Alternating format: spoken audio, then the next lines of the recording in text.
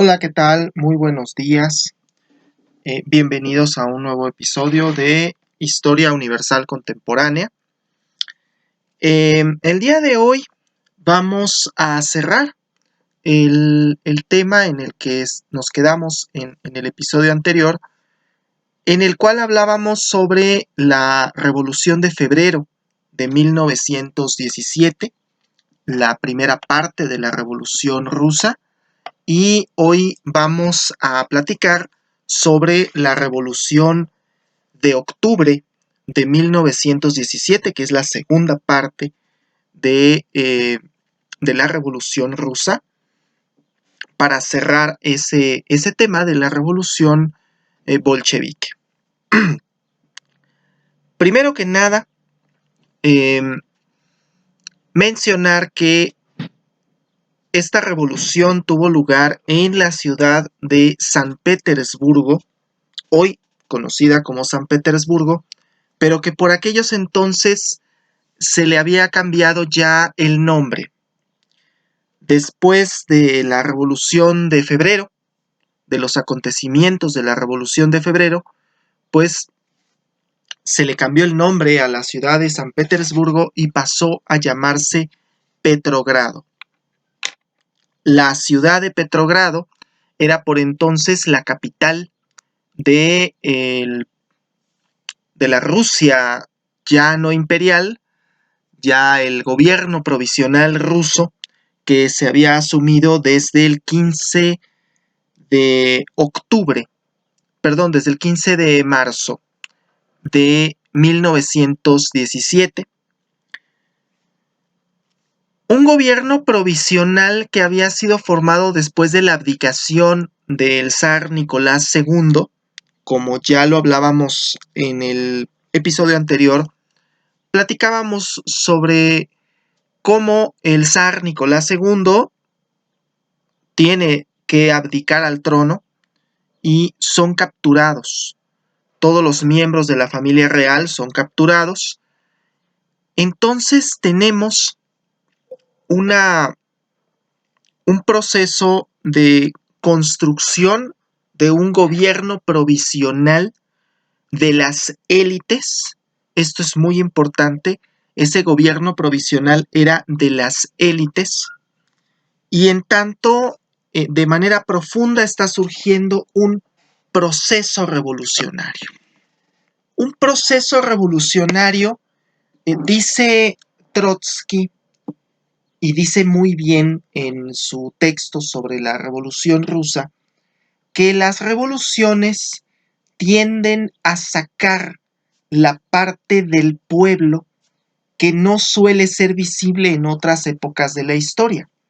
Es decir, si nos damos cuenta, durante largo tiempo son los gobiernos, es la actividad del gobierno la que va a quedar registrada en los libros de historia, pero son las revoluciones, y sobre todo las revoluciones de este tipo, revoluciones sociales, en donde es la actividad de pues los ciudadanos, pero no solo los ciudadanos, sino los revolucionarios, la que quedará registrada en los libros de historia. Decir de una manera muy amplia que la revolución que tuvo lugar en octubre de 1917, pues fue una revolución de tipo socialista.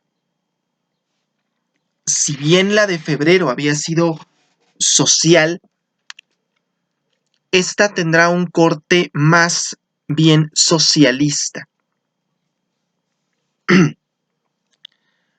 Entender que hay una diversidad de, de posiciones en esta Rusia que ha quedado acéfala y que en abril de 1917 llegará a Petrogrado un personaje que es completamente importante en todo esto, al grado que la ciudad posteriormente tomará su nombre, que es Vladimir Ilich Ulyanov,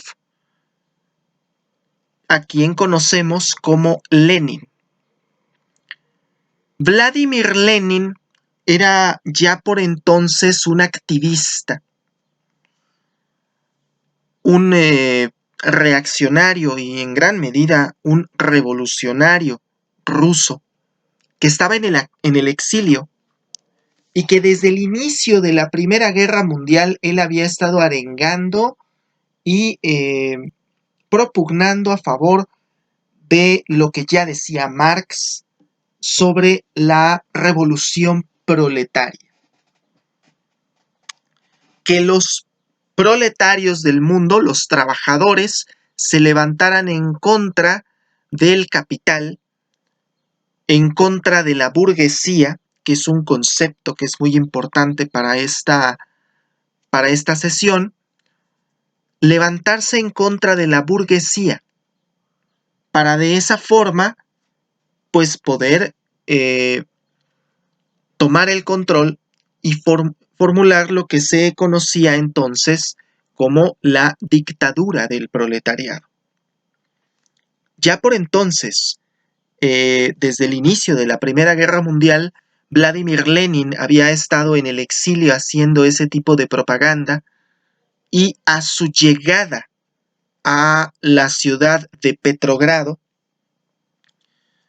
pues es cada vez más evidente que entre él y León Trotsky, de hecho, van a ser los líderes de este movimiento revolucionario que ahora irá en contra de ese gobierno provisional ruso que está formado por las élites. Una de las grandes discusiones que tendrán los revolucionarios con el gobierno provisional es sobre la continuidad de la guerra. Debemos continuar en esta guerra que se está librando en el frente con Alemania o debemos intentar pactar con el imperio alemán y cerrar de esa manera el frente, porque finalmente esa fue una guerra que inició en su momento el zar Nicolás II, quien ya por entonces pues estaba capturado y aunque todavía no sucedía la ejecución formal del zar, ya no era una opción. Es muy importante entender que ya no era en ese momento una opción por parte de ninguno de los factores de poder en Rusia el, el continuar o el volver a instaurar la monarquía en Rusia. En cambio, había un gobierno provisional que veía todo el alboroto que había generado la revolución, porque reitero algo que habíamos dicho en la clase anterior, en la ocasión anterior, decíamos que Rusia, los ciudadanos de Rusia de repente no tenían, bueno, nada para comer. Tenían que hacer largas filas para poder conseguir una hogaza de pan, pero a veces no lograban conseguir esa hogaza de pan, no porque no tuvieran dinero, aunque a veces ese era el factor, sino porque estaban racionados todos los recursos y bueno, no había material para hacer esa hogaza de pan o bien estaba limitado el gas. Entonces probablemente el panadero tenía harina y tenía todos los materiales para hacerla, pero no tenía gas. Y bueno, estamos por supuesto hablando de un país, un imperio, hasta principios de 1917, un imperio que no tenía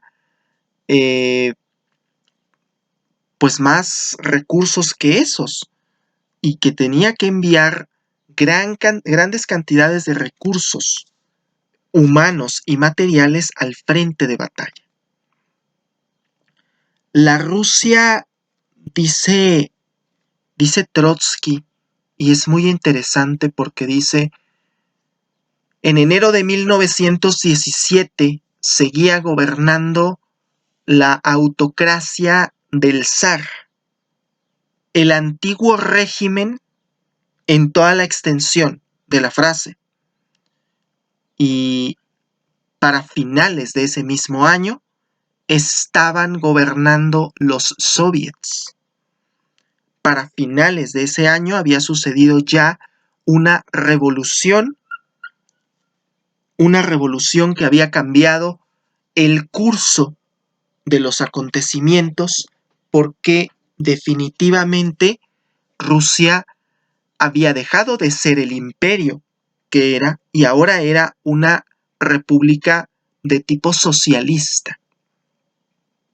Claro, tomará más tiempo que se funde como tal la Unión de Repúblicas Socialistas Soviéticas, que se habrá de formar hasta 1922, pero las bases de todo esto están en 1917. Entre los meses de julio y agosto de 1917 hay una serie de revueltas y, como consecuencia a esas revueltas, hay un endurecimiento de las medidas del gobierno provisional. Algo muy parecido a lo que sucedió en el terror en la Revolución Francesa empieza a suceder en Rusia. Las personas que están en el gobierno provisional empiezan a atacar todo movimiento revolucionario como si se tratara de una insurrección, como si el gobierno provisional ruso realmente hubiese tenido el control sobre la forma en que sucedió la revolución, cuando finalmente se está ante una revolución de tipo social. Entonces, el endurecimiento de estas medidas provoca la radicalización de las protestas y de las revueltas, porque sigue habiendo mucha hambre en la población. El gobierno provisional ruso intenta mantener el esquema anterior. Dice Trotsky, tal pareciera que el intento de esta revolución, de la Revolución de Febrero y del gobierno provisional, era mostrar que la revolución era para que las cosas se mantuvieran igual. Tal pareciera, dice Trotsky, no quiere decir que se compartan sus opiniones, pero tal pareciera y tiene cierto grado de razón en lo que indica Trotsky, porque el gobierno provisional intentaba incluso mantener la situación de guerra. Es decir, no estaba buscando salirse del conflicto que finalmente había sido el detonante de la revolución en febrero. De esta manera, tenemos a un gobierno provisional que es de las élites y que sigue manteniendo este esquema elitista frente a un movimiento, un auténtico movimiento social proletario que sucede entre julio y agosto de 1917. Y que además la respuesta no es oír esas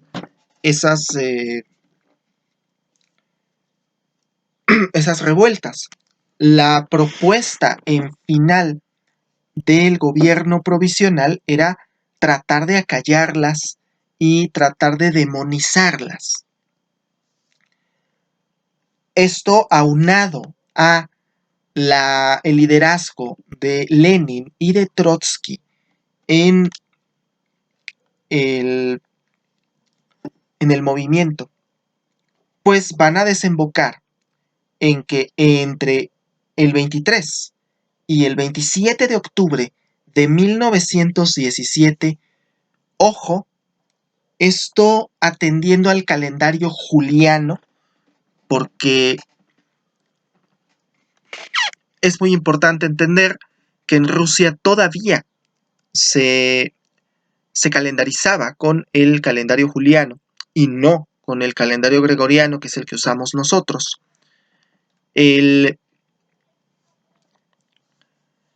calendario que se usaba era el juliano, que está atrasado por 13 días actualmente y lo ha estado por 13 días desde el año 1800.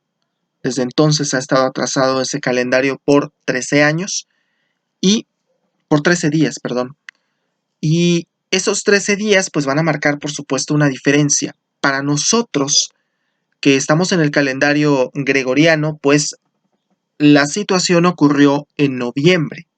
De hecho, ocurrió en noviembre de 1917, pero ojo, la llamamos la Revolución de Octubre porque para quienes llevaron a cabo esa revolución vivían en octubre de 1917. Conforme a su calendario, era octubre y no noviembre de 1917. Así que seguiremos con la lógica de referirnos a octubre de 1917 y por eso las fechas que aquí se darán son de octubre y no de noviembre de 1917.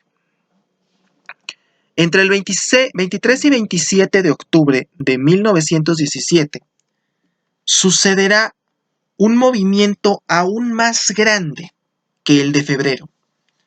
Aquí el objetivo es tirar al gobierno provisional ruso y además que adquiera el poder el Soviet de Petrogrado. ¿Qué son los soviets? Una reunión o asamblea de trabajadores que se realizaban ya por entonces y, bueno, su objetivo era más bien masivo. El soviet tiene un espíritu de tipo, hasta se antoja de tipo sindicalista, en el cual solamente trabajadores, solamente los obreros, pero todos ellos son los que forman parte de esa asamblea, cuya legitimación reside precisamente en el hecho de que son trabajadores, de que son la gran mayoría. De ahí el nombre también de los bolcheviques, bolchevique que significa la mayoría.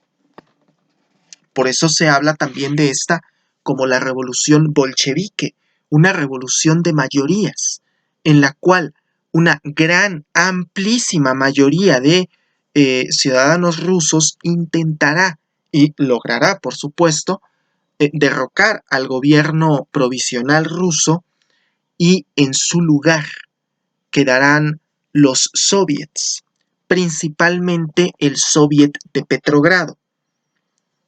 Y como su líder es Vladimir Ilich Ulyanov, también conocido como Lenin. Ojo con esto porque va a servir como parte de la estructura que tendrá la Unión Soviética. Cuando se constituye la Unión Soviética, precisamente por eso el nombre de soviética, porque es la unión de muchos soviets que están distribuidos de manera geográfica y hay un soviet supremo que es, podríamos decirlo como que el símil del Congreso General de los Estados Unidos Mexicanos, pues así como aquí en México tenemos el Congreso General de los Estados Unidos Mexicanos, pues ellos tenían el Soviet Supremo y cada una de los oblasts, que aquí serían como los estados de la República, tendrían un soviet. Y entonces por eso la Unión de Repúblicas Soviéticas, porque tienen un soviet y por supuesto todas ellas son socialistas. De ahí también la importancia de lo que se comentó en algún momento, de que el líder de la Unión Soviética no tenía el carácter de presidente de la Unión Soviética. No existía el cargo de presidente de la Unión Soviética. No existía el cargo de primer ministro. Esos cargos, decía la teoría, son más bien propios de las repúblicas que no han tenido una revolución socialista, las repúblicas de tipo burgués. Aquí no somos burgueses, todos somos iguales. Por eso, no estamos dándole el poder al presidente, porque no se limita a presidir, sino que es un servidor público para todos, cuyo nombre del cargo sería secretario general del Partido Comunista de la Unión Soviética.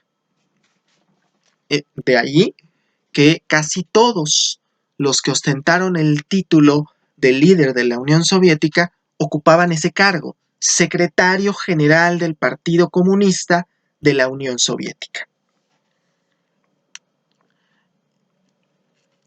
De total importancia también es entender que se elimina también este mote de ciudadano. No que se les quita la ciudadanía, ojo, no dejan de ser ciudadanos, pero se quita mucho este mote de ciudadano, se destierra este mote para usar otro que es mucho más característico de las repúblicas socialistas. Compañero y, sobre todo, camarada.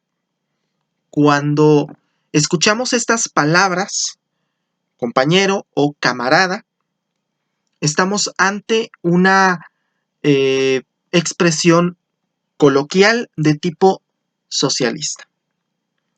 ¿Por qué? Precisamente por lo que se decía, todos somos iguales, pero reitero, la intención de esta igualdad no era la igualdad de que se hablaba en la Revolución Francesa. No era el tipo de igualdad de todos estamos en el mismo piso, sino que además somos iguales porque tenemos lo mismo, porque el Estado nos provee lo mismo. Es decir, estamos ante un tipo de igualdad que no es como la igualdad burguesa, entendida así, como aquella igualdad de derechos, de obligaciones. Sí tienes los mismos derechos, tienes las mismas obligaciones, tienes las mismas facultades, pero lo que no tienes igual son los recursos, ¿sí? Tú tendrás la posibilidad de crear más recursos, pero bueno, como señalaba en algún momento Marx, pues no tenías la acumulación originaria de capital. Aquí no entraríamos a hablar de esos temas que son más bien de fondo de la teoría del comunismo, en los cuales, claro, habría mucha controversia. Podría darse un debate muy amplio entre cuál de las dos posturas, si la postura capitalista o la postura comunista es la idónea, pero quédenos claro, la revolución, para poder entender a la revolución rusa y sobre todo a la revolución de octubre de 1917, hay que comprender esta situación precaria económicamente que tenía la sociedad rusa en 1916-17 y las ideas del comunismo que van a trascender completamente en la sociedad rusa, al grado que, reitero, se modificará el término ciudadano para utilizar estos otros que se refieren más bien al plano de igualdad en el que vivimos, el compañero, el camarada. Inclusive, así se le conocía al propio secretario general. No se le decía el señor presidente, no. Para referirse a Stalin, pues era el camarada Stalin. ¿Por qué? Porque a pesar de que ocupaba ese cargo, se entendía que todos somos iguales. Esa es la cuestión teórica de la formación de la Unión Soviética. La Revolución de Octubre va a desembocar en una guerra civil, por supuesto, entre los grupos opositores y los revolucionarios rusos, una guerra civil que no va a tener fin sino hasta ya entrado 1924 y que además todavía después de ello habrá necesidad de purgas para poder consolidar el poder de la Unión Soviética. Es decir, esta es una revolución que, si bien es cierto el proceso de cambio sucede entre 23 y 27 de octubre de 1917, tomará mucho tiempo todavía estabilizar las cosas y que la propia Unión Soviética salga a flote. ¿Por qué? Porque todavía hay mucha efervescencia en Rusia. Siempre después de una revolución, pues habrá ese tipo de efervescencia y de intentos contrarrevolucionarios. La guerra civil en Rusia pues va a desembocar en el exilio de muchas personas, en la entrada de la mano dura por parte de Stalin. A la muerte de Lenin en 1924 suceden algunos eventos interesantes. Stalin asume el poder de la Unión Soviética, como ya lo había yo dicho en un momento dado, se agandalla el cargo porque se entendía o se pensaba que el sucesor de Lenin era Trotsky. Sin embargo, Trotsky se ve obligado a exiliarse. Y no solo eso, se exilia precisamente aquí en la Ciudad de México, tenía su casa aquí en Coyoacán y fue posteriormente asesinado por órdenes de Stalin. Stalin es quien asume el control de la Unión Soviética y comenzará una serie de purgas. Vamos, Stalin se afianza en el poder a base de matar gente, literalmente. En cuanto él asume el poder, pues matará a todos los generales del ejército e impondrá su fuerza y su poder a través del miedo. Literalmente podemos ahí hablar de un terrorismo de Estado que además va a consolidarse y va a consolidarse con la Segunda Guerra Mundial, con el estallido de la Segunda Guerra Mundial. Y esta idea de la Rusia grande, de la Rusia poderosa, pues va a fortalecerse también durante la Segunda Guerra Mundial, que la historiografía soviética la conoce de hecho como la Gran Guerra Patria. A la fecha, apenas que tuvo lugar el 75 aniversario de la caída de Berlín, pues el gobierno ruso, todavía usando este mote de la Gran Guerra Patria, se refería al día de la victoria en Europa como una victoria sí conjunta, pero en gran medida de la propia Unión Soviética. Las bases del nacionalismo ruso están aquí, están en la Revolución de Octubre y están en los ideales que surgen durante la Revolución en febrero, que no se logran concretar con este gobierno provisional y que provocan el estallido de una segunda revolución en 1917 y en la cual pues sí tendrán éxito los comunistas, Lenin principalmente tendrá éxito y se implementará, por supuesto, una república de tipo socialista. Bien, hasta aquí dejo el tema. Les agradezco mucho su atención y esperen el próximo episodio en donde vamos a hablar sobre la crisis de 1929 y el periodo entre guerras. Para aquellos que gusten, pueden seguirme en la página de Facebook, Raimundo S. Flores. Les agradezco mucho su atención.